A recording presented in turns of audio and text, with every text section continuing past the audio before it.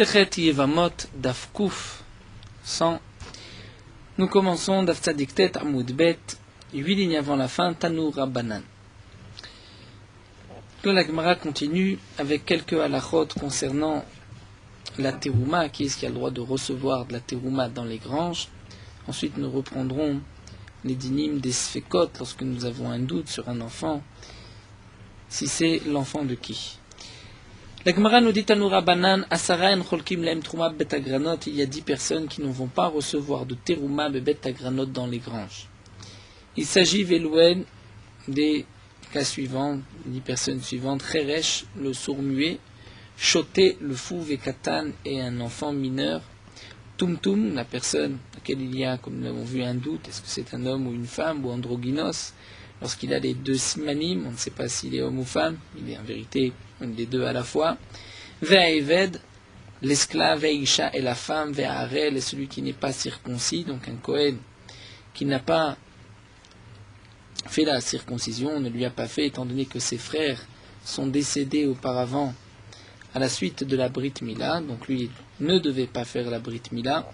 Ve'atamé, et l'homme impur, le Kohen impur, Venose Isha Shena Ogenetlo, et le Kohen qui a épousé une femme qui ne lui convenait pas, c'est-à-dire si un Kohen a épousé par exemple une divorcée, dans ces 10 cas, ils ne recevront pas de terouma betagranot dans les granges. Vechulan, mais dans tous les cas, meshagrim laem le bateem, on peut leur envoyer dans leur maison.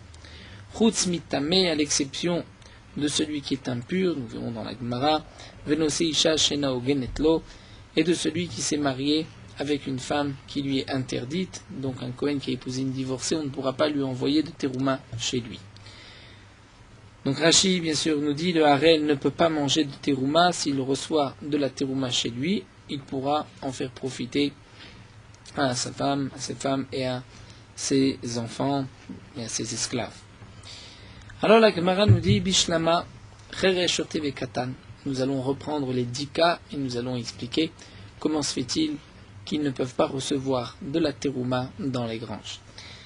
Alors la Gemara nous dit Bishlama, encore on comprend chereshote vekatan, le sourd-muet, le fou et l'enfant, lav benedéaninu. Ils ne sont pas considérés comme des personnes conscientes, dire pas responsables, un enfant mineur, un fou ou un sourd-muet qui est aussi considéré par les chachamim comme un fou, puisqu'ils sont lav benedéaninu. Donc Rashi nous dit ziluta de terouma, c'est-à-dire ce n'est pas l'honneur de la terouma de donner à telle personne dans les granges devant tout le monde, en public, de leur donner de la terouma. Donc c'est pour cela qu'on ne leur donnera pas, mais on pourra leur envoyer chez eux de la terouma. Tumtum va androgynos, namé pour le tumtum androgynos, parce qu'il y a un doute, est-ce qu'ils sont hommes ou femmes. Là aussi, beria bifnatz maninu, c'est une créature en soi, comme nous l'avons déjà vu, et Rashi continue de nous dire, va veziluta des kodashin, c'est-à-dire ce n'est pas en l'honneur des kodashin de leur donner de la terouma, ce n'est pas l'honneur, c'est-à-dire un déshonneur, donc on ne pourra pas donner devant tout le monde. Mais bien sûr, on pourra leur envoyer de la terouma, puisqu'ils ont le droit de manger de la terouma. Eved namé, le Eved, l'esclave, ne pourra pas recevoir de la terouma dans les granges, comme nous l'avons vu, d'ilmate la souke mitrouma le yorsin, de peur on risque par la suite de témoigner en sa faveur, et de dire que puisqu'il a reçu de la terouma, c'est certainement un Kohen. Donc on risque de le monter, la souke mitrouma, du fait qu'il ait reçu de la terouma, leyorsim, en le considérant comme un Kohen. Arel vetame, un Kohen qui n'a pas fait la brit mila, qui est incirconcis, vetame, celui qui est impur, ne pourront pas recevoir de terouma, mishum des meïsé, étant donné qu'ils sont meïsé, c'est-à-dire maous, ils sont repoussés par la Torah, le tamé par son impureté, et le harel parce qu'il n'a pas fait la brit mila. Nose isha shena ogenetlo mishum knasa, et le Kohen qui a épousé une femme qui lui est interdite, ça c'est les chachamim qui lui ont fait un knas et qui lui ont interdit, lui ont fait une amende de ne pas recevoir de la terouma dans les granges. Mais la Gemara termine et la isha maitama. Pourquoi la femme ne pourrait pas recevoir de la terouma dans les granges, puisqu'après tout la femme d'un Kohen peut manger de la terouma, la fille d'un Kohen peut manger de la terouma, donc elle a le droit de recevoir aussi de la terouma. La Gemara va nous donner 2 explications. Pligiba Rav Papa et Ravuna Berid Rav Yeshua. Il y a une marloquette entre Rav Papa et Ravuna Berid Rav Yeshua. Chadamar, l'un a dit Mishum Gerusha. Donc généralement, lorsque la Gemara dit Chadamar ve Chadamar, c'est que la Gemara ne sait pas qui est-ce qui a dit quoi, mais on sait que c'est une marloquette entre Rav Papa et Ravuna. Donc l'un a dit Mishum Gerusha, et on craint que demain cette femme va divorcer son mari. Donc il s'agit d'une femme qui était mariée à un Kohen. On craint que demain cette femme va être divorcée de son mari Kohen, et elle va continuer à recevoir de la terouma. Les gens ne vont pas savoir qu'elle est divorcée, ils vont continuer à lui donner, et à ce moment-là, une fois divorcée, elle ne peut plus manger de la terouma. Donc pour cela, les Chachamim m'ont dit, on ne pourra pas donner à une femme de la terouma dans les granges, de peur qu'elle continue à recevoir cette terouma une fois divorcée.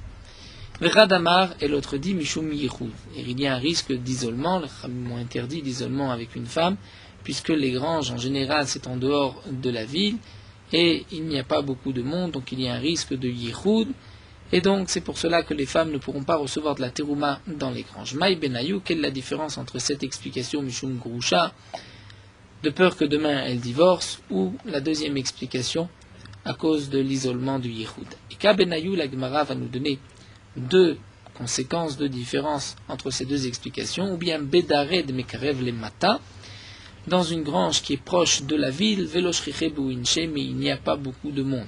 Donc puisqu'il n'y a pas beaucoup de monde, il risque d'y avoir une interdiction d'isolement de Yichud, mais puisque la grange se trouve proche de la ville, donc il est certain que les gens qui sont proches de la ville vont savoir que cette femme a été divorcée, ne lui donneront pas de terouma. Donc si on dit que la raison c'est Mishum Grusha, donc dans ce cas-là, Bédaré de Mekrev les Mata, on peut donner à une femme, puisque si demain elle est divorcée, on le saura, mais d'après celui qui pense que l'interdiction c'est Mishum Yichud d'isolement, donc même dans ce cas-là on ne pourra pas lui donner. Iname, ou dans le cas contraire, de Merachak, c'est loin de la ville, Veshricha Beinchem, il y a beaucoup de monde qui se trouve là-bas, et donc il n'y a pas de problème d'isolement de Yichud, mais il y a le premier problème de Gerusha, puisque peut-être qu'elle va être divorcée, on ne va pas le savoir, donc dans ce cas-là, si c'est la raison, Mishum Grusha, elle ne recevra pas de terouma, c'est la deuxième raison, elle recevra de la terouma. Et la Gemara continue, donc nous avons vu dans cette braïta, Vechula Meshagrim Laem le Bateem, et dans tous les cas, on pourra leur envoyer chez eux de la terouma, Chutz Mitame, à l'exception de celui qui est impur, Venose Isha Shena Ugenetlo, et de celui qui a épousé une femme qui ne lui est pas permise, que dans ces deux cas-là, on ne pourra pas leur envoyer de la terouma chez eux.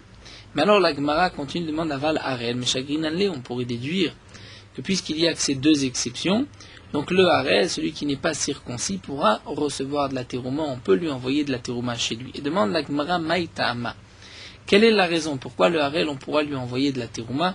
Après tout, il n'a pas fait la brit mila. On va répondre Mishum de Anis, parce que c'est un cas de force majeure. Mais alors demande la Gemara Tamé, Namé, celui qui est impur aussi. Pourquoi on ne lui enverra pas de la terouma? Bien sûr, il ne mangera pas cette terouma lorsqu'il est impur, donc il la mettra de côté, mais lorsqu'il retrouvera sa pureté, il pourra manger de la terouma. Pourquoi à ce tamé lui priver de terouma, étant donné que c'est aussi un cas de force majeure, il n'est pas volontairement devenu impur? Alors la Gemara répond, donc tamé namé ha'anis, la Gemara répond, hay nafish unse ve'ay lo nafish unse. Il y a une différence quand même entre ce cas de force majeure de harel et d'impureté. Un harel, il n'a vraiment pas le choix, étant donné que ses deux frères sont morts à la suite d'une brit mila, donc on ne peut pas lui faire une brit mila puisqu'il y a un danger de mort. Donc c'est un véritable honnête. Mais lui, le tamé, il aurait dû quand même faire attention de ne pas devenir impur, donc c'est pour cela qu'on ne lui enverra pas de terouma. La Gemara continue Tanorabanan avec une autre braïta. L'esclave et la femme, on ne leur donnera pas, on ne leur partagera pas de la terouma dans les granges. Et dans le cas où on leur donne, notnim laisha trila, on donne d'abord à la femme, ou potrin otan miyad, et on va la dispenser, lui permettre de partir immédiatement. Mais là, on ne comprend pas la braïta, puisque si au début c'est marqué que l'esclave et la femme ne reçoivent pas, pourquoi juste après c'est marqué ubemakom shecholkim? Et là où on leur donnera, mais on ne leur donne pas. Alors la Gemara demande Maïkama, qu'est-ce que la braïta veut nous dire? Achikama, voici la réponse de la Gemara. C'est-à-dire dans cette braïta, on nous parle de deux choses. On nous parle d'abord de la terouma, effectivement une femme ou un esclave ne recevra pas, donc l'esclave et la femme ne recevront pas de la terouma dans les granges, Mais la suite, Bemakom Shecholkim, il s'agit d'autre chose. Il ne s'agit pas de la terouma, mais du maaser ani, du maaser qu'on donne aux pauvres. Et donc dans un endroit, c'est-à-dire pour le maaser ani qu'on doit donner aux pauvres, là, notnim laisha trila, on donnera à la femme en premier. Et Rachid nous dit que le maaser ani ne se donne pas dans les granges, se donne dans la maison. Donc il n'y a pas de problème de yiroud, il y a aussi du monde, donc on peut donner à une femme. Et là, la Braïta vient nous dire on donnera d'abord à la femme et après à l'homme. Pourquoi Maïtama Mishum Ziluta? Pour la honte de la femme, dire ce n'est pas convenable qu'une femme attende à la porte pour recevoir du maaser ani, le maaser qu'on donne aux pauvres.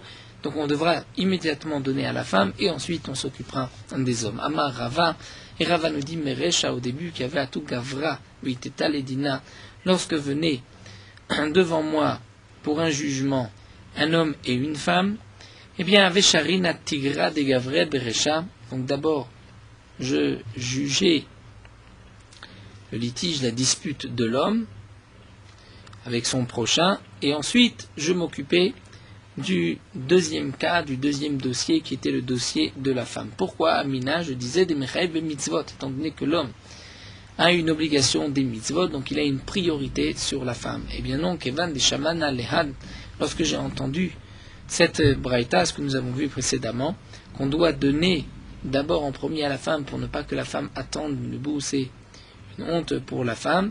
Donc dans ce cas-là, Sharina Tigra de Iteta Beresha, je me suis mis d'abord à m'occuper du dossier de la femme en premier, Maïtama Mishum Ziluta, pour ne pas que la femme attende et reste ainsi dans le déshonneur. Nous allons reprendre la Mishnah. Nous avons vu dans la Mishnah le cas des Ta'arovot, c'est-à-dire lorsqu'il y avait eu un mélange, les enfants étaient nés dans l'obscurité. Donc il s'agissait, comme nous l'avons vu, d'une femme Kohenet qui avait eu un enfant en même temps que sa servante, et les enfants se sont mélangés. Donc il y a parmi ces enfants un Kohen et il y a un esclave. Lorsque les parents vont décéder, il y aura donc, lorsque le père va décéder, il y aura à ce moment-là un enfant Kohen et son esclave, son propre esclave. Et dans la Gemara, c'est marqué que lorsqu'ils vont grandir, ils se sont libérés l'un l'autre mutuellement, puisqu'il y a un des deux qui est le maître du second. Donc l'un va libérer l'autre, et ainsi nous sommes sûrs que le Eved, l'esclave, a été libéré, mais le maître donc sera Kohen. On ne sait toujours pas qui est le Kohen, qui est l'esclave libéré, mais en tout cas, ils pourront se marier avec des filles juives.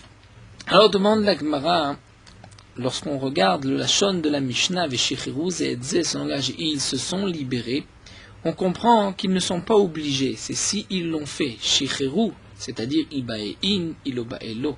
S'ils veulent, ils peuvent se libérer mutuellement, sinon ils ne sont pas obligés. Vama, et pourquoi demande la Gemara.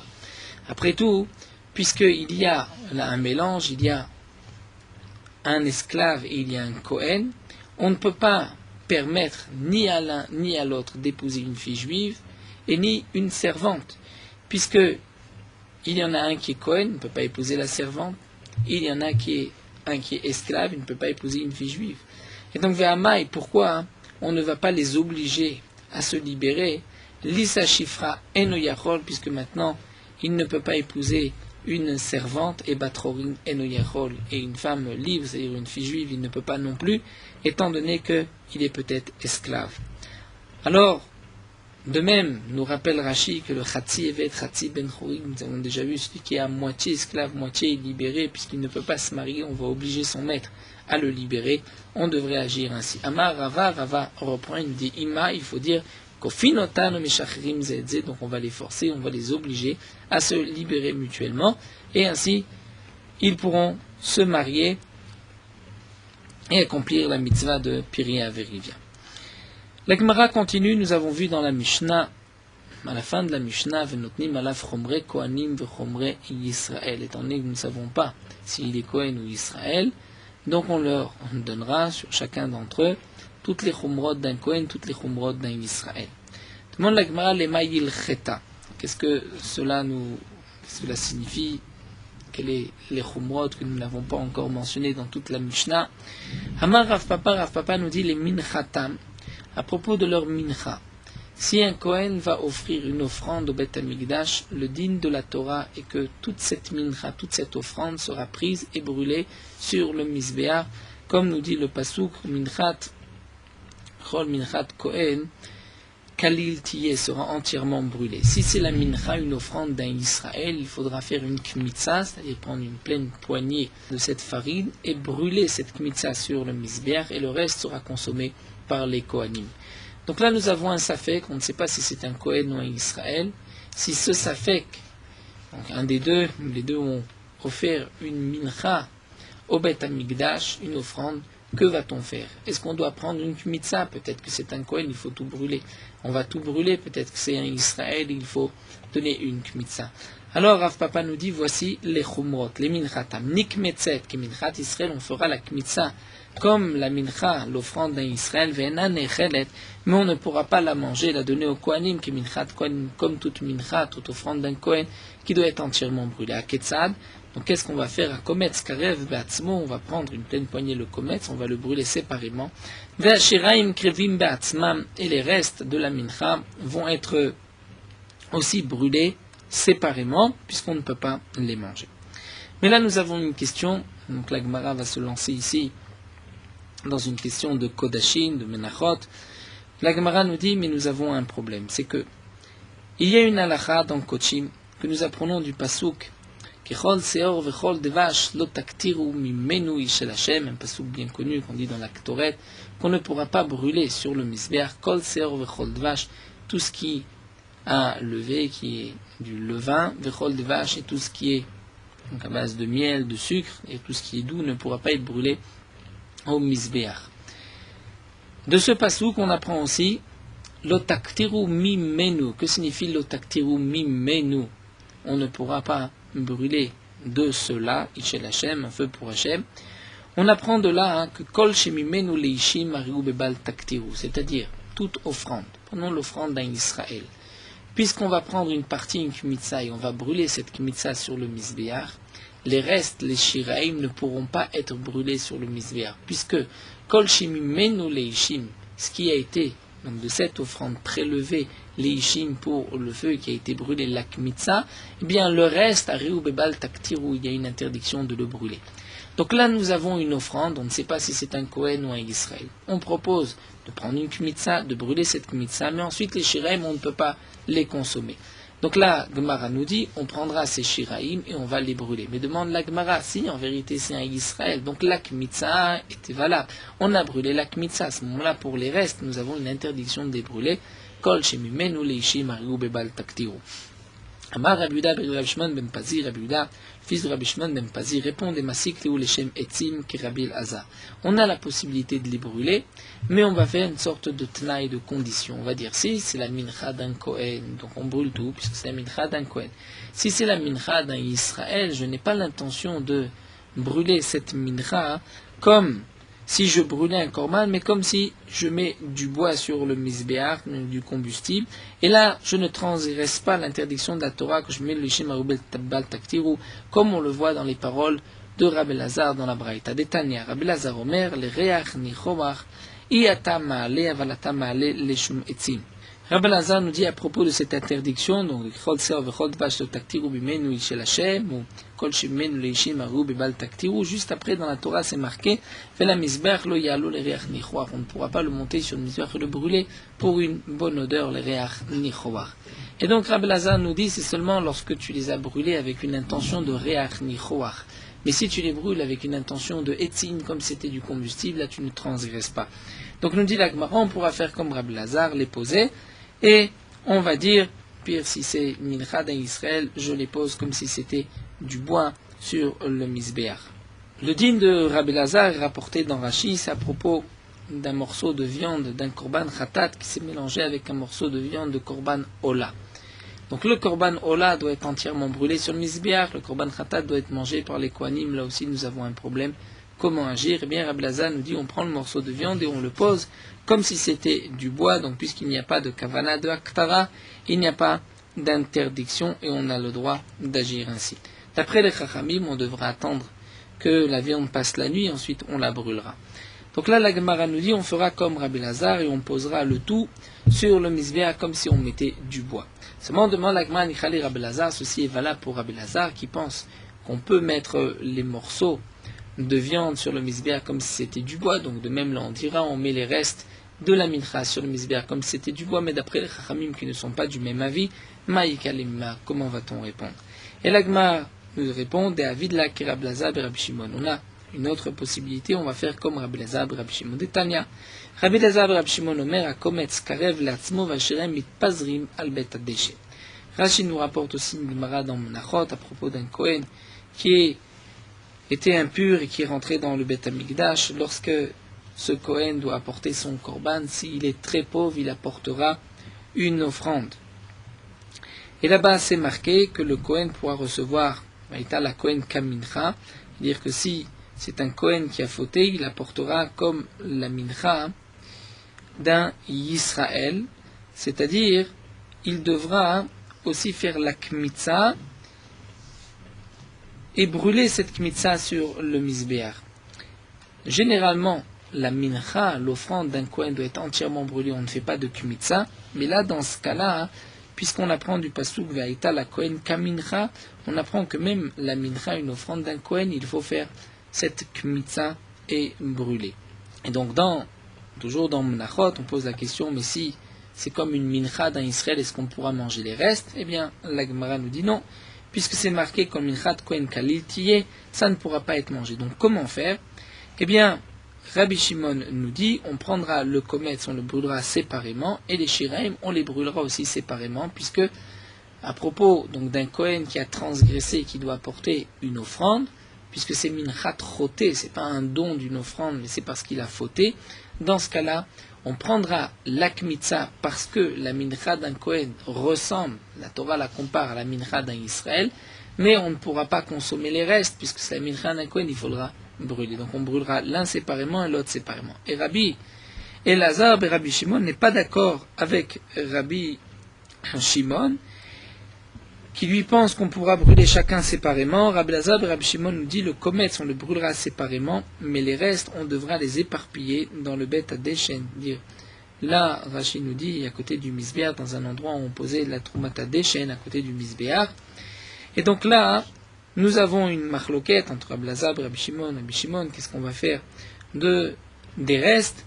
Et là, Gemara nous dit, Vafilou Rabbanan, le pligel de Rabbi Elazar et Rabbi Shimon, chatroté chez le Kohanim. Et même les Chachamim, qui ne sont pas d'accord avec Rabbi Elazar et Rabbi Shimon, ne sont en marloquette que pour la mincha d'un Kohen qui a fauté, ou là, débat akravaï, puisqu'il y a une obligation de akrava, puisque les Chachamim pensent que pour l'offrande d'un Kohen qui a fauté, il faut tout brûler comme la Nedava. Donc c'est pour cela que les Chachamim ne sont pas d'accord avec Rabbi Elazar et Rabbi Shimon et pensent qu'on devra tout brûler. Avalacha, mais ici, Afilou Rabbanan Modou. Donc là, dans ce cas-là, chez nous, puisqu'on a un doute, est-ce que c'est un Kohen, est-ce que c'est un Israël, il s'agit d'un cadeau, d'une offrande qu'on n'est pas obligé de brûler. Donc là, même les Chachamim seront d'accord avec Rabbi Elazar et Rabbi Shimon qu'on peut prendre les restes, les éparpiller sur le Bet Hadeshen à côté du Misbéach. Donc on a répondu à notre question. Que signifie Notnim Aleem, Chomre Kohanim ve Chomre Israël, les Chomrod d'un Kohen, Chomrod d'un Israël? C'est que si ce Safek, cette personne, il y a un doute, est-ce que c'est un Kohen ou un Israël, s'il apporte une offrande, un don, eh bien on prendra une kmitza comme si c'était la mincha d'un Israël, on la brûlera, mais les restes, on ne pourra pas les consommer puisque c'est peut-être la mincha d'un Kohen, et donc il faudra les éparpiller à côté du misbéach. La Mishnah continue. Donc là nous avons aussi d'autres cas où il y a un doute, mais non pas parce qu'il y a eu un échange ou parce que les femmes ont accouché dans l'obscurité et qu'on s'est trompé, mais dans le cas d'une femme qui n'a pas attendu les 3 mois réglementaires que normalement une femme doit attendre après le décès ou le divorce de son mari. Elle n'a pas attendu 3 mois. 3 mois, généralement au bout de 3 mois on voit si une femme est enceinte. Elle n'a pas attendu 3 mois, Vénisset, elle s'est remariée, Veyalda, et ensuite elle a eu un enfant. Et donc cet enfant, on ne sait pas si elle a eu 7 mois plus tard son enfant, on ne sait pas. Venyadwa im ben tisha la rishon, c'est un enfant qui est né au 9e mois du premier mari, ben shiva l'achon au 7e mois du deuxième, puisqu'un enfant peut naître au 7e ou au 9e mois. Donc lorsqu'il n'y a eu que 2 mois entre le divorce, on va dire, ou le décès du mari et le deuxième mariage, nous avons un doute sur cet enfant, est-ce que c'est l'enfant du premier ou du second? Quel sera le din à propos de Yiboum et de Khalitsa? Ou la Banimina Rishon ou Banimina Sheni, si cette femme avait eu des enfants du premier et des enfants du second, et que cet enfant, qui est safek, il y a un doute, est-ce qu'il est enfant du premier ou du second, s'est marié et qu'ensuite il est mort sans laisser d'enfant, Cholsim velomiyabmim, c'est-à-dire ses frères, il y a un doute sur les enfants que cette femme a eus avec le premier mari, est-ce que ce sont les frères de cet enfant, et aussi avec les enfants du deuxième mari, est-ce que ce sont les frères de cet enfant? Une chose est sûre, c'est que puisque ce sont les enfants que cette femme a eus avec le premier et avec le second, donc c'est sûr que ce sont ses demi-frères, au moins du côté de la mère. Mais le Yiboum, c'est le frère du côté du père. Donc puisque j'ai un doute, est-ce que cet enfant est un enfant du premier ou du second? Donc ses frères devront faire Khalitsa à sa femme, puisqu'il y a peut-être parmi eux, donc Miman Afshar, ou c'est le frère des enfants du premier, ou le frère des enfants du second, donc il faudra faire Khalitsa, mais on ne pourra pas faire Yiboum, parce que peut-être celui qui viendra faire Yiboum va épouser la femme de son demi-frère du côté de la mère, c'est-à-dire si en vérité cet enfant était l'enfant du second mariage et que un des frères du premier mariage, qui est donc seulement demi-frère de la mère, veut accomplir la mitzvah d'Yiboum, il transgresse là puisqu'il prend la femme de son frère. Et de même lui, si c'est ses frères qui sont décédés, Choletz velo meyabem devra faire Khalitsa et pas Yiboum.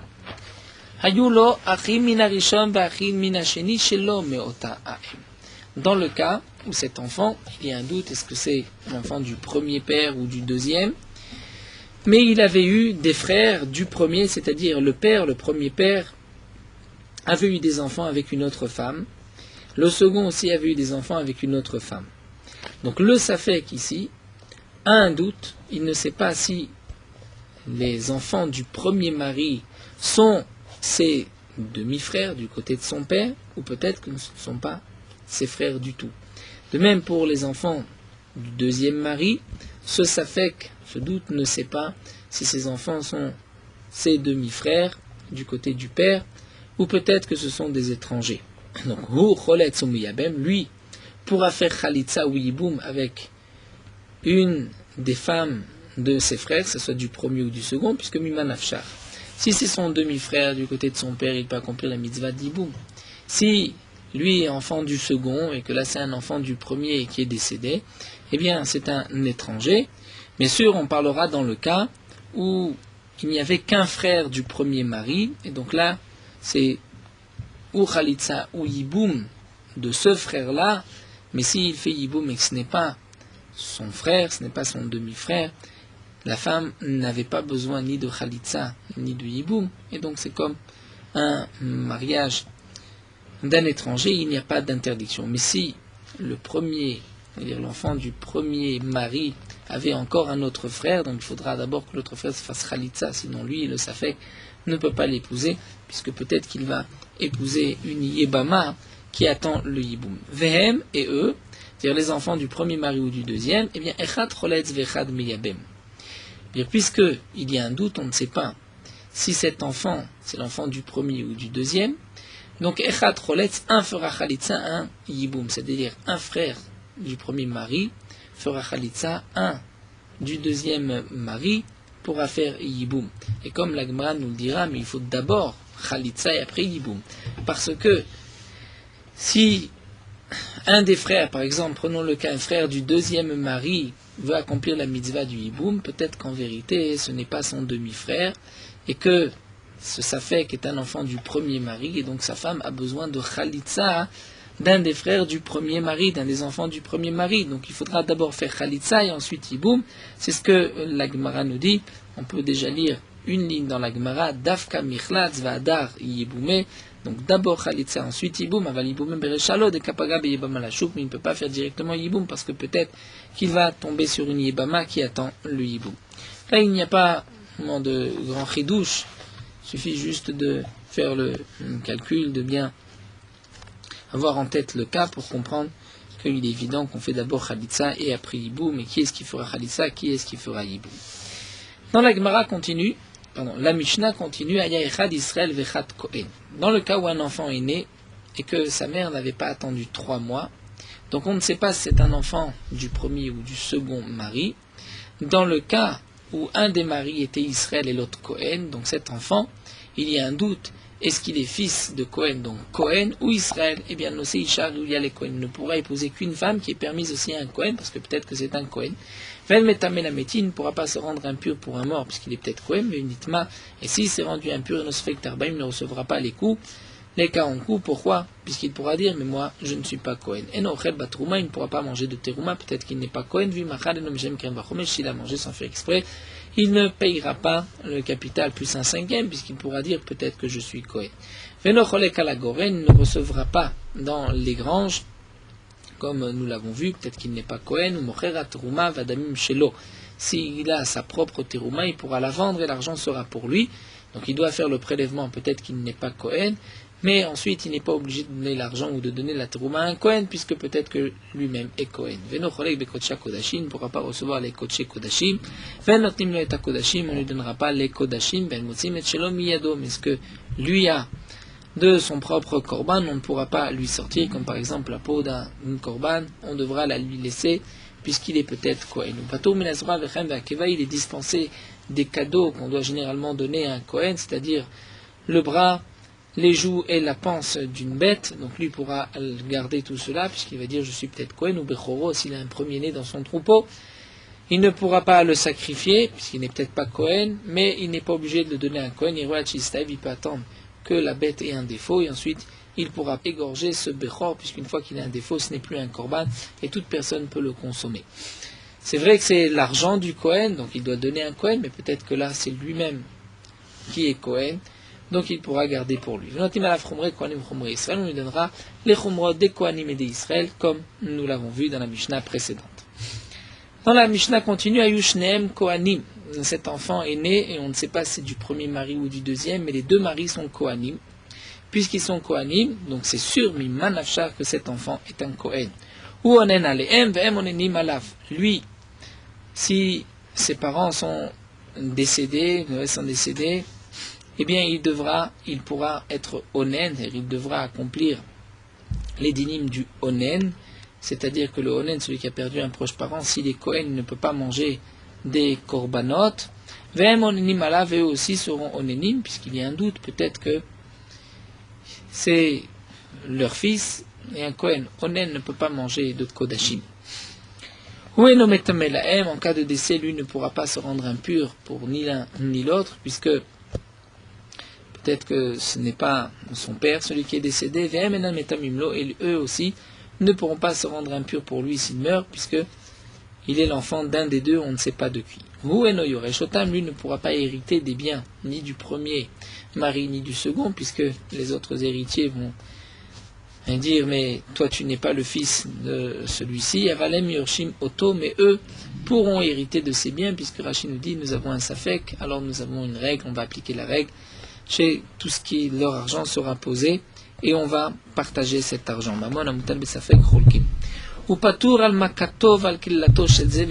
Cet enfant, puisqu'il y a un doute, est-ce qu'il est l'enfant du premier ou du deuxième, s'il frappe, c'est son père, puisqu'il ne sait pas qui est son père, il sera dispensé de punition. De même, s'il maudit son père, bien que celui qui frappe son père ou qu'il maudit, est chayav mita. Là, on ne sait pas qui est le père. Et donc, qui est-ce qui n'a pas le droit de frapper ou de maudire? Il pourra rentrer dans la garde, puisque les Kohanim étaient divisés en mishmarot, en 24 mishmarot, donc chaque mishmar servait au Beth Amikdash une semaine. Donc cet enfant, un doute, ne sait pas s'il est l'enfant du premier ou du second, donc il pourra rentrer travailler au Beth Amikdash dans la garde de l'un comme dans la garde de l'autre, seulement Venocholek, il ne pourra pas recevoir une partie des korbanot, puisqu'on lui dira, toi tu n'es pas de la garde d'aujourd'hui. Mais si les deux, le premier mari et le deuxième, sont du même mishmar, donc là, Miman Afshar, lui pourra rentrer, travailler au Beth Amikdash et réclamer aussi une part, puisqu'il va dire Miman Afshar. Si je suis l'enfant de l'un, j'ai droit aujourd'hui à une part, puisque c'est mon mishmar. Si je suis l'enfant de l'autre, c'est aussi mon mishmar. La Gemara posera la question, mais les mishmarot étaient divisés aussi en baté avot. Il y avait 6 baté avot qui chacun travaillait un jour dans la semaine. Donc là, s'ils ne sont pas du même bétav, chaque bétav pourra lui dire, toi, tu travailles demain, tu travailles pas aujourd'hui. La Gemara expliquera que c'est pas seulement que les parents sont du même mishmar, mais aussi du même bétav. Parce que c'est vrai qu'ils ne sont pas du même bétav, on pourra à chaque fois le repousser. Alors la Gemara continue, donc la première ligne nous l'avons vue, nous allons passer immédiatement à Mar Shmuel. Shmuel nous dit Asara Kohanim Omdim. Shmuel nous dit s'il y a 10 Kohanim qui sont debout. Au Piresh Echad Mehem, un de ces 10 Kohanim s'éloigne, se sépare du groupe, ou Baal, et il a une relation avec une femme. Quel est le statut de cet enfant? Et de cette union va naître un enfant, mais on ne sait pas qui est le père de cet enfant. Mais on sait qu'il venait de ce groupe de 10 Kohanim. Donc on pourrait dire qu'il est évident que cet enfant c'est un Kohen. Seulement on ne sait pas qui est son père. Eh bien, Avlat Shtuki. L'enfant est appelé Shtuki. Que signifie Shtuki? Maï Shtuki. Si c'est que Shtuki, comme généralement un enfant Shtuki, c'est un enfant qui appelle son père et que sa mère le fait taire. Donc on ne sait pas qui est le père de cet enfant.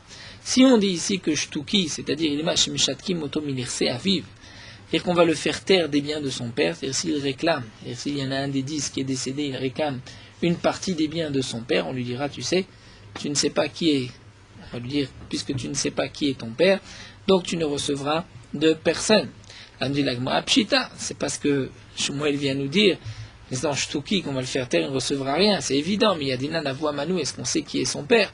Et là, Shmeshatki Moto Midin Keuna. Donc la Gemara nous dit, voici ce que Shmuel a voulu enseigner, qu'on va le faire taire de la Keuna, c'est-à-dire cet enfant n'a pas un statut de Kohen.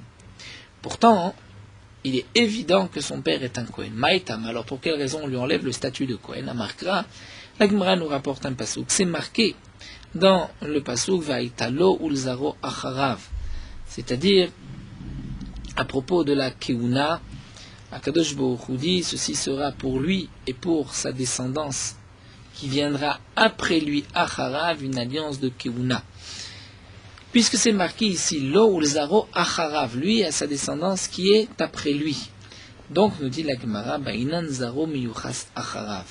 Nous avons besoin que ça soit Acharav, c'est-à-dire que c'est son Zera. On sait que cet enfant est l'enfant de un tel. Veleka, et dans ce cas-là, puisqu'on ne sait pas qui est son père, donc il va perdre son droit de Keuna, puisqu'on ne peut pas définir exactement qui est le père, donc ce n'est pas Ulzaro Acharav.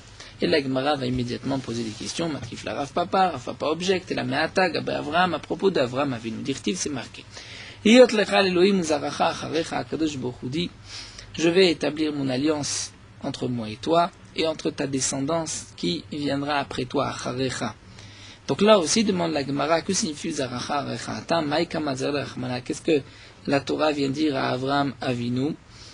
Si tu veux expliquer que Acharav, c'est-à-dire que si on ne sait pas qui est le père, il n'est pas Cohen, là, dans ce cas-là, qu'est-ce que tu vas dire? Puis si on ne sait pas, pour Abraham, c'était un Israël, c'est-à-dire s'il y avait 10 juifs, il y en a un qui est sorti du groupe, qui a une relation, qui a mis au monde un enfant, eh bien on dira aussi que cet enfant n'est pas un Israël. Ça c'est évident qu'on ne pourra pas dire une telle chose, puisque c'est sûr que dans ce cas-là, l'enfant est considéré comme kasher. Donc de la même manière que tu ne peux pas, dans le Zaracha dire que si l'enfant ne sait pas qui est son père, il n'est pas Israël, il n'est pas juif, tu ne peux pas dire aussi la même explication pour les Kohanim. Alors la Gemara dit, voici l'explication à propos d'Avram. Achi ka'amarle, lo tinsav uvdat kochavim veshifra.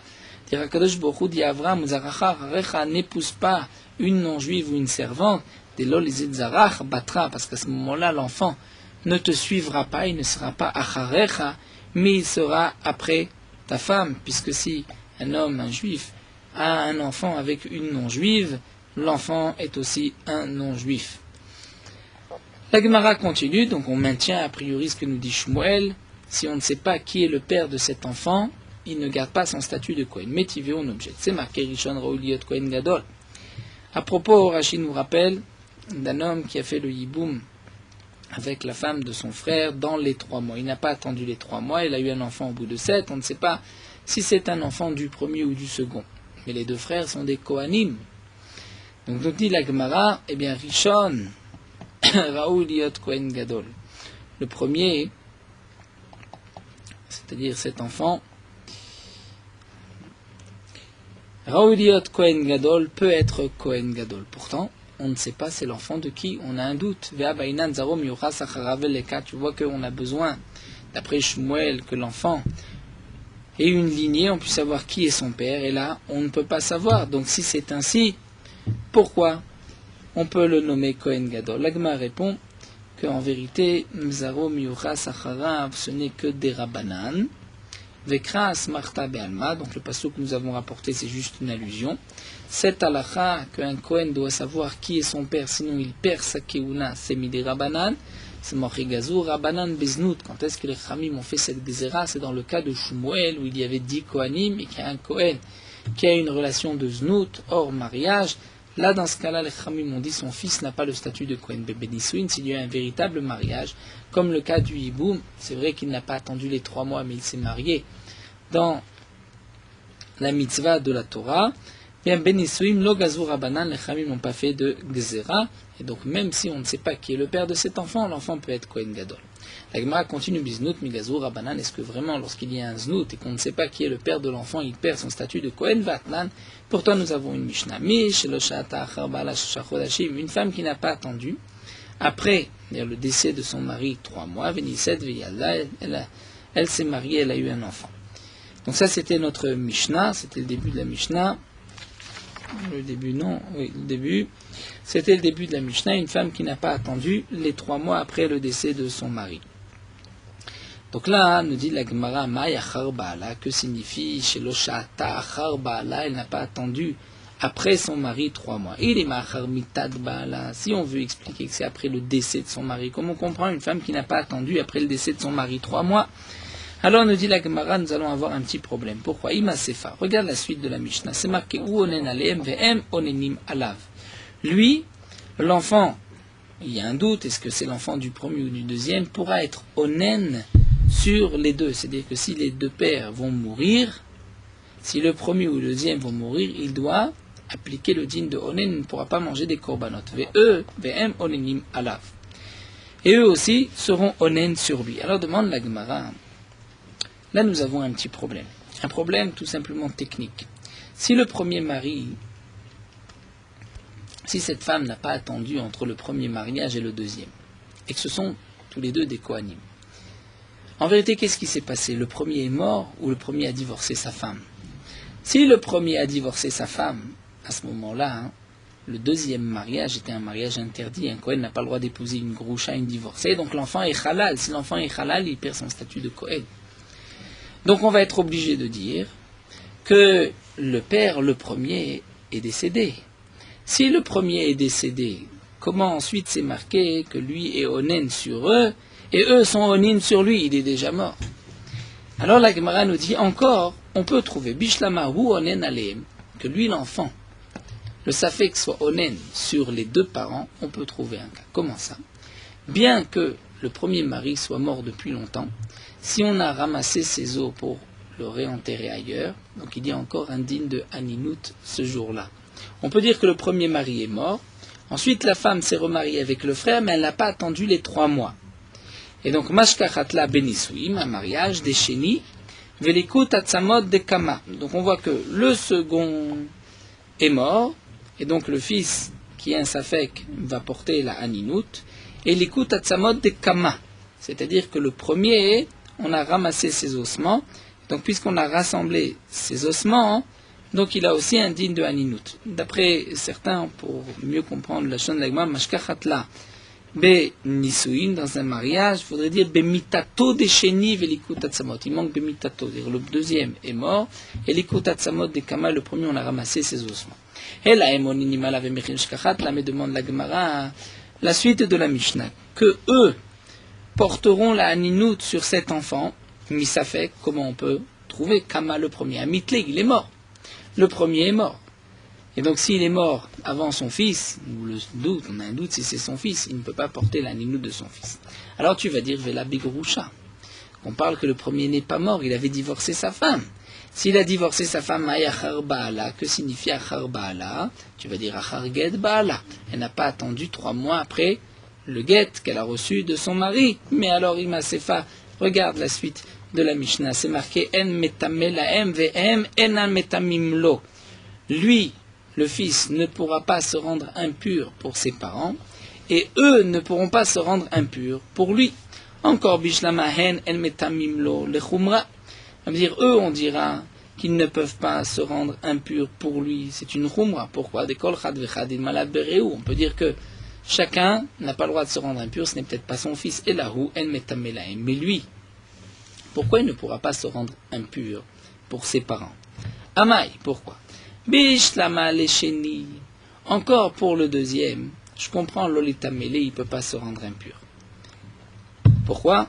C'est peut-être que lui, cet enfant, est l'enfant du premier. Il n'est pas l'enfant du second, il ne peut pas se rendre impur pour le second. Mais pourquoi elle a les richonnes? Pourquoi pour le premier? Si le premier mari meurt, pourquoi cet enfant ne peut pas se rendre impur? On va dire quoi? Peut-être qu'il est enfant du second et il est Cohen, il ne peut pas se rendre impur pour le premier, puisque ce n'est pas son père. S'il est enfant du premier, donc il peut se rendre impur puisque c'est son père. S'il est enfant du second, puisqu'il y a eu un divorce, il n'est plus Cohen. S'il n'est plus Cohen, il peut se rendre impur pour n'importe qui, donc même pour le premier mari. C'est la question de l'Agmara, il a la Rishon Nitamele, il pourrait se rendre impur pour le premier, Mimanafshar, de l'Agmara. Hibereu, Hachapir Kametamele, si c'est son fils, eh bien il peut se rendre impur pour son père. Vi Barbatraou, et s'il est l'enfant du second, alors Shapir Kametamele, il peut se rendre impur pour le premier. Pourquoi des Chalalou? Parce qu'il a un statut de Chalal. Encore, les parents, comme nous l'avons vu, on peut comprendre chacun les chumra. Et la lave, donc nous dit la Gemara, tu es bien obligé d'expliquer notre Mishnah Beznout, c'est-à-dire, on va dire qu'il n'y avait pas eu un premier mariage, puisque on ne peut pas imaginer dans le cas où il y a eu un divorce, et on ne peut pas imaginer le cas où il y a eu un décès, puisque s'il y a eu un décès, comment le premier père va se rendre onen pour son fils? Il est mort déjà depuis longtemps, le père. Donc il s'agit d'un znout. Donc que signifie la femme qui n'a pas attendu après son mari 3 mois? Elle n'était pas mariée. Achar boala. Donc il faudra dire après la beila, après le boel. Dire après cette relation de znout qu'elle a eue avec cet homme-là. Et donc, une femme qui n'a pas attendu les 3 mois, on ne sait pas si l'enfant est l'enfant du premier ou du second. Et regardez la suite de la Mishnah, avec Katanesefa, Olé de Mishmar Shelze Veshelze. Il pourra servir au Beth Amikdash dans le Mishmar de l'un, dans la gare de l'un et dans la gare de l'autre. Donc on voit que cet enfant, même s'il y a eu un znout, c'est-à-dire que le premier mari ne s'était pas marié, il y a eu un znout, et cet enfant, on ne sait pas si c'est son fils ou le fils d'un deuxième mariage, eh bien on dira que quand même cet enfant, même s'il ne reconnaît pas son père, il pourra servir au Beth Amikdash. C'est une question Veti Ufta des Shmuel contre Shmuel. Et la Gemara va répondre à Marav Shmaya, Mema Enet. Il s'agit d'une Mema Enet, c'est-à-dire d'une femme qui était mariée avant l'âge de 12 ans et qui va faire le mioun du premier mariage. Donc on n'est pas obligé de parler de Znout, il y avait eu un véritable mariage, mais seulement le mari ne l'a pas divorcé, puisque lorsqu'il y a un mariage avant l'âge de 12 ans, pour une orpheline, le mariage était de la mère ou du frère, il est suspendu jusqu'à l'âge de 12 ans. Elle a jusqu'à 12 ans pour refuser ce mariage. Et lorsqu'elle refuse ce mariage, donc elle n'était jamais mariée au premier, mais peut-être que l'enfant est l'enfant du premier. Seulement, on demande l'Agma Maïnet Mikayalda. On a un autre problème technique, c'est que si elle est même Maïnet, donc elle a moins de 12 ans, et une fille moins de 12 ans ne peut pas avoir un enfant, donc on ne peut pas dire que c'est un safek, l'enfant du premier et du deuxième, puisque si elle a plus de 12 ans, lorsqu'elle a quitté le premier mari, elle ne peut plus faire mioun. On peut faire mioun que jusqu'à 12 ans. Et si elle a quitté avant l'âge de 12 ans, c'est pour cela qu'on veut éviter donc tout le premier mariage, et pas de guérouchim, mais à ce moment-là, elle ne peut pas mettre au monde un enfant. C'est ce que nous enseigne ici la Braïta, Vatane Ravibi, Kamid Rav Nachman, Shalosh Nashim Shamshot Bemor. Il y a 3 femmes qui peuvent, au moment des rapports, mettre des morceaux de tissu pour ne pas tomber enceinte. Il s'agit de Ktana, d'une petite fille, nous verrons de quel âge, Meuberet, une femme enceinte, Menika, une femme qui allait. Ktana, Shematitaber Vetamut. Une Ktana, pourquoi on va faire en sorte qu'elle ne tombe pas enceinte de peur que elle tombe enceinte et qu'elle meurt parce qu'elle n'a pas la force de garder le bébé. Meuberet, une femme enceinte, chez Mataase ou bras sandal, de peur qu'elle tombe une deuxième fois, une seconde fois enceinte, alors qu'elle est déjà enceinte, ce qui était possible à l'époque de la Gemara, et le deuxième bébé va déformer le premier et va le rendre comme une sandale. Menika, si cette femme allait, fera aussi en sorte de ne pas tomber enceinte, schématiquement l'aide Bena, parce que si elle tombe enceinte, elle devra sevrer son enfant, Veyamout, et le premier donc, enfant qui va être sevré, qui n'a pas de quoi manger, va mourir. Ktana, de quel Ktana il s'agit? Mibatachat esreshana veyom echad, de 11 ans et un jour, Adbat shnem esreshana veyom echad, jusqu'à 12 ans et un jour. C'est là, dans cette période où elle peut tomber enceinte, mais la grossesse est dangereuse. Pachot miken ou yeter alken, mishameshet kedarka volechet, avant 11 ans et après 12 ans, elle va donc avoir des rapports normalement. Pourquoi? Puisque avant 11 ans, elle ne pourra de toutes les manières pas tomber enceinte. Après 12 ans, elle aura suffisamment de force. Si Rabmir sont les paroles de Rabmir. Les Ramim disent que dans tous les cas, on n'a pas besoin de faire en sorte qu'elle ne tombe pas enceinte. Min Hashamayim, le ciel aura pitié d'elle et fera en sorte que tout se passe pour le mieux. Shneimar, Shomer, Ptaim Hashem, Kadosh Baruch Hu garde les naïfs, ceux qui marchent normalement. Et donc, ceux qui marchent sans se poser trop de questions. Et donc, nous dit la Gemara, pour le mioun, donc si c'est avant 12 ans, comme nous l'avons vu, elle a jusqu'à 12 ans pour faire mioun, et on a vu que si elle tombe enceinte avant 12 ans, elle va mourir. Et avant cette période-là, elle ne peut pas tomber enceinte, donc si c'est ainsi, on ne peut pas imaginer un cas de mioun. Alors la Gemara répond, on peut quand même trouver dans un kiddushin qui était de ta'out, une erreur, c'est-à-dire qu'un homme s'était marié avec une femme sous condition, et donc la condition n'a pas été accomplie par la suite, donc rétroactivement ce mariage est annulé, elle n'était pas mariée au premier, et elle va se remarier, mais elle n'a pas attendu 3 mois, elle se remarie avec quelqu'un d'autre, avec son frère qui est Cohen, mais puisqu'elle n'a pas attendu 3 mois, on ne sait pas si l'enfant est du premier ou du second, donc il ne s'agit pas d'un znout, il y avait eu un véritable mariage le premier, mais il était sous condition, puisqu'il a été annulé, elle n'est pas interdite pour le frère, puisqu'elle n'a jamais été mariée au premier, mais elle est tombée enceinte, peut-être du premier, peut-être du second. Donc là, c'est vrai que c'est un cas où on ne sait pas si l'enfant est du premier ou du second, mais malgré tout, ce n'est pas une question sur Shmuel, puisque comme nous l'avons vu, ici, c'est un cas particulier. Pourquoi? Parce qu'il n'y avait pas de znout, c'était un kiddushin, et là les chachamim n'ont pas fait de knas. Ugde Rabbi Yuda Mar Shmuel, et comme nous enseigne Rabbi Yuda Mar Shmuel, Rabbi Yuda Mar Shmuel, Mishum Rabbi Shmuel, ve'ilonit pas à Asura, prendre de là une femme, nous dit la Torah, qui n'avait pas été prise, donc un homme ne l'avait pas violée, mais elle avait été séduite, donc elle n'avait pas été prise de force, là à ce moment-là elle est interdite à son mari, elle n'est pas sa mouteret. On apprend de là que si une femme avait été violée, prise par force, elle reste permise à son mari, et on apprend du pasuk, puisque c'est marqué Vehi lo nitpasa, le hi et elle, c'est-à-dire pour nous dire Viesh lecha acheret, il y a une autre femme, chez Afalpi shelo nitpasa, que même si elle, cette autre femme, n'a pas été prise par force, elle restera permise à son mari, c'est la Torah dit Vehi, et dans ce cas-là, l'onit passa, elle est interdite, ça nous laisse sous-entendre qu'il y a une autre femme, pas de ce cas-là, que même si elle n'a pas été prise de force, qui a eu comme une sorte d'adultère, elle est quand même permise à son mari.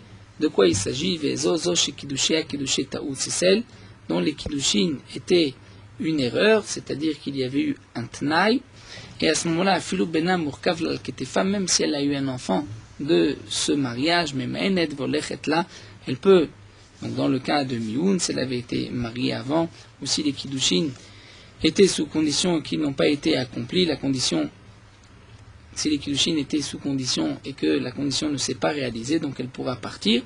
Et donc puisqu'elle n'a pas besoin de guet, ce n'est pas sa femme, et même si il y a eu donc un znout entre-temps, elle est considérée comme une femme, pas mariée, qui a eu une relation de znout, et donc elle ne sera pas interdite à cet homme-là. Donc seulement une femme mariée qui a eu un znout volontaire est interdite à son mari, mais si cette femme était mariée sous condition à son mari, puisque le mariage est annulé, même si entre-temps il y avait eu une bia de znout, elle n'est pas interdite à son mari, puisqu'elle n'était pas mariée à cet homme-là. En tout cas, nous voyons ici, de cet enseignement de Rabbi Yehuda au nom de Shmuel, au nom de Rabbi Ishmael, que lorsque les Kiddushin sont annulés, on considère que cette femme n'avait jamais été la femme du premier. Donc de même, on expliquera, donc cet enfant, il s'agit d'un enfant qui est né, donc à la suite d'un premier mariage, donc une femme s'est mariée sous condition. La condition ne s'est pas réalisée, donc elle n'était pas mariée au premier, même s'il y avait eu des biotes. Ce ne sont pas donc des biotznout, mais ce n'est pas donc une bia d'un mariage, puisque rétroactivement le mariage a été annulé. Malgré tout, même si on ne sait pas, puisqu'elle s'est remariée 2 mois plus tard, on ne sait pas si c'est l'enfant du premier ou du deuxième, et donc on ne peut pas définir c'est l'enfant de qui, mais là, cet enfant Cohen pourra servir au Beth Amikdash, puisque là, il n'y a pas eu de znout, puisque c'était sous un mariage, c'est vrai sous condition, mais c'était un mariage, et donc les Chachamim n'ont pas fait de knas, et l'enfant pourra servir au Beth Amikdash. Voilà, nous allons nous arrêter ici, et donc on maintient le din de Shmuel, que si il y a 10 Kohanim, et qu'il y a un Kohen qui s'est séparé, qui a une relation et qui a mis au monde un enfant, puisqu'on ne sait pas qui est ce Kohen, on ne sait pas qui est le père de cet enfant, et bien l'enfant ne pourra pas servir au Beth Amikdash. Merot halacha dafkouf, si quelqu'un dort avec son talit katan la nuit, et qu'il ne l'a pas enlevé la nuit, est-ce que le matin, il doit faire la bracha sur son talit katan? C'est une marloquette entre les poskim. D'après certains, il devra faire une bracha, étant donné que la nuit, ce n'est pas un moment où il n'y a pas de mitzvah de tzitzit, et donc la nuit est un hefsek dans la mitzvah, le matin il devra faire une bracha, c'est ce que pense le Shulchan Aruch Rabbi Yosef Karo. D'après d'autres poskim, il n'a pas besoin de faire de bracha le matin, étant donné que même un habit de jour, il y a une obligation de tzitzit la nuit, donc la nuit n'est pas une hapsaka, n'est pas une interruption dans la mitzvah, et la mitzvah continue, et donc là il ne pourra pas faire de bracha. Donc les poskim nous disent que les maaseh, celui qui dort la nuit avec son talit katan, ou celui qui était réveillé toute la nuit et qui n'avait pas enlevé son talit katan, il ne fera pas de bracha le matin, puisqu'il y a une marloquette, ça fait que brachot laquelle nous avons un doute, on ne dira pas de bracha, mais il est bon de dispenser le talit katan avec la bracha du talit gadol. Si quelqu'un dort dans la journée, une sieste, et qu'il a enlevé son talit katan, là aussi nous avons une marloquette dans les poskim, est-ce que c'est considéré comme une afsaka, donc il a détourné son attention de la mitzvah, et lorsqu'il vient remettre son talit katan, il doit refaire une bracha ou pas, puisque c'est une marloquette, il vaut mieux garder, nous disent les poskim, le talit katan sur soi, même si on n'est pas habillé, mais le poser comme une couverture sur soi au moment du sommeil, et donc de cette manière, même si pendant la sieste il n'avait pas son talit katan, il n'était pas habillé du talit katan, mais il s'était recouvert du talit katan, lorsqu'il va ensuite le remettre, il n'a pas besoin de faire de bracha.